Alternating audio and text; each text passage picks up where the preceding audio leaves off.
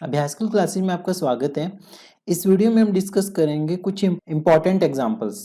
सबसे पहले example number 1 को डिस्कस करते हैं। इसमें आपके पास क्या गिवन है कि R एक रिंग ऑफ मैट्रिसेस है 3x3 ऑर्डर की। आपको शो करने की ये जो सेट S बनाया हुआ है ये एक सब रिंग है R की, और ऑल्सो ये भी शो करने की जो S की यूनिटी है, S की जो यूनिटी एलिमेंट है वो आपके पास R की यूनिटी एलिमेंट से डिफरेंट होगा। ठीक है, तो हमें ये दो चीजें शो करनी है। तो सबसे पहले हम शो करते हैं कि आपके पास जो एस है वो सब रिंग बना रही है। हमने सबसे पहले एस में से दो एलिमेंट्स ले लिए ए और बी। ये दोनों एलिमेंट्स आपके पास बिलोंग कर रहे हैं एस से। ये दोनों एलिमेंट्स किससे बिलोंग कर रहे हैं? एस से। अब हमें सब रिंग शो करने के लिए क्या होता है कि हमें a माइनस बी चाहिए। तो a माइनस बी हमने निकाला। a माइनस बी जब हमने निकाला तो ये फिर से s की फॉर्म में आ गया, और जब हमने a b किया, मल्टीप्लिकेशन की, तो ये फिर से आपके पास जो टर्म आई वो सिंपली क्या आया कि इनके सारे एलिमेंट्स इक्वल थे। तो ये एलिमेंट ये भी किससे बिलोंग करेगा? s से। तो इसका मतलब s आपके पास एक सब रिंग बन गया R का। सब रिंग के लिए हमारे पास ये दो कंडीशंस होती है कि a माइनस बी और a भी बिलोंग करना चाहिए आपके पास s से।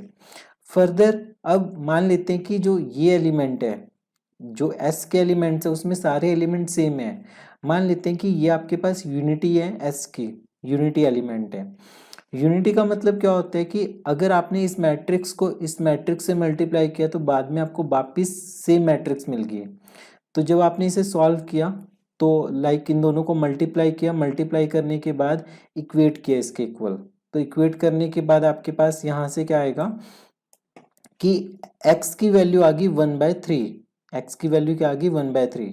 तो यूनिटी ऑफ s किसके इक्वल आ गया? 1/3, 1/3 एंड सो ऑन। जबकि आपके पास जो मैट्रिसेस की यूनिटी होती है वो किसके इक्वल होती है? वो ये वाली एलिमेंट होती है, आइडेंटिटी मैट्रिक्स। तो हेंस जो आपके पास ये जो S सब रिंग दी हुई थी इसकी यूनिटी एलिमेंट डिफरेंट था जो ओरिजिनल रिंग ऑफ मैट्रिसेस थी। एग्जाम्पल नंबर 2 पे मूव ऑन करते हैं। इसमें आपको शो क्या करने की जो ये M सेट दिया हुआ है ये सब रिंग है, रिंग ऑफ 2x2 मैट्रिसेस की। हमें ये भी शो करने की ये इंटीग्रल डोमेन नहीं है, इंटीग्रल डोमेन नहीं है।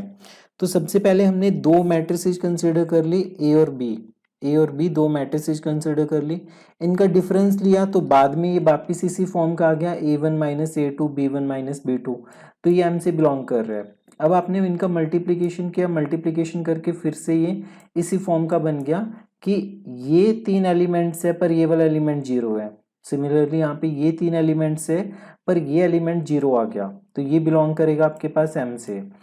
तो M आपके पास क्या आ गया? एक सब रिंग आ गई 2x2 मैट्रिसेस की ओवर इंटीजर्स। नेक्स्ट हमें प्रूफ करने की ये आपके पास इंटीग्रल डोमेन नहीं बनाएगा। तो आपने दो मैट्रिसेस कंसीडर कर ली A और B जो M से बिलोंग करते हैं, M से बिलोंग करते हैं।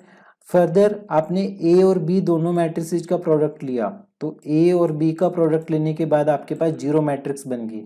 तो इसका मतलब दो नॉन जीरो एलिमेंट्स का प्रोडक्ट जब जीरो आ जाए तब वो आपके पास इंटीग्रल डोमेन नहीं होता। तो hence M is not a integral domain. तो M इंटीग्रल डोमेन नहीं है। नेक्स्ट एग्जांपल में आपके पास है कि R एक रिंग है और A कोई भी फिक्स एलिमेंट है R का। आपको ये शो करने की जो ये सेट है ना A वो राइट आइडियल होगा। A को क्या शो करना है? Right ideal. तो A आपने सेट लिख लिया। सबसे पहले आपने ये शो कर दिया कि जो जीरो एलिमेंट है वो डेफिनेटली आपके पास बिलोंग कर रहे हैं ए से। एक जीरो किससे बिलोंग कर रहे हैं? ए से। मान लेते हैं कि इसके दो एलिमेंट्स है एक्स और वाई जो ए से बिलोंग कर रहे हैं। ए से बिलोंग करेंगे तो वो इस कंडीशन को सेटिस्फाई करेंगे ए एक्स इक्वल टू जीरो को।